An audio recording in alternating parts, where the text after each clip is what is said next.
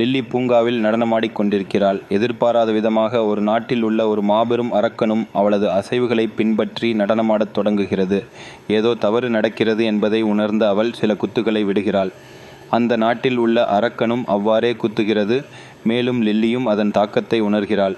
அந்த அரக்கனை தான் கட்டுப்படுத்துகிறோம் என்பதை அவள் உணர்கிறாள். பயத்தில் அவள் தடுமாறி கீழே விழுகிறாள். அவள் கண்விழித்து பார்க்கும்போது அந்த நாட்டில் உள்ள உயரமான கட்டிடங்கள் கடுமையாக சேதமடைந்திருப்பதை காண்கிறாள். தான் கீழே விழுந்ததே இந்த அழிவுக்கு காரணம் என்று லில்லி புரிந்து கொள்கிறாள். மன்னிப்பு கேட்பதற்காக அவள் மீண்டும் பூங்காவிற்கு ஓடிச் சென்று தன் கையை அசைக்கிறாள். அந்த நாட்டில் உள்ள அரக்கனும் கூட்டத்தை கலைக்கிறது.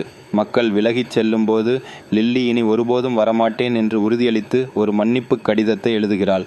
அந்த நாட்டு மக்கள் அந்த அரக்கன் உண்மையில் நல்லவன் என்பதை உணர்கிறார்கள். ஆனால் அந்த அமைதி நீண்ட காலம் நீடிக்கவில்லை. அந்த நாட்டில் மற்றொரு எந்திர அரக்கன் தோன்றுவதை லில்லி காண்கிறாள். அவள் அவசரமாக பூங்காவிற்கு செல்கிறாள். அங்கு அவளது நண்பன் மேக்ஸ் விளையாடிக் கொண்டிருப்பதை காண்கிறாள். லில்லி மேக்ஸை நிறுத்தச் சொல்கிறாள். ஆனால் அவன் மறுக்கிறான். அந்த நேரத்தில் நாட்டில் 2 மாபெரும் அரக்கர்கள் தோன்றுகின்றனர். மேக்ஸ் அதை கேட்காமல் எனக்கு கவலை இல்லை என்று கூறுகிறான். அவள் மேக்ஸை குத்துகிறாள். அந்த அரக்கனும் மற்ற அரக்கனை குத்துகிறது.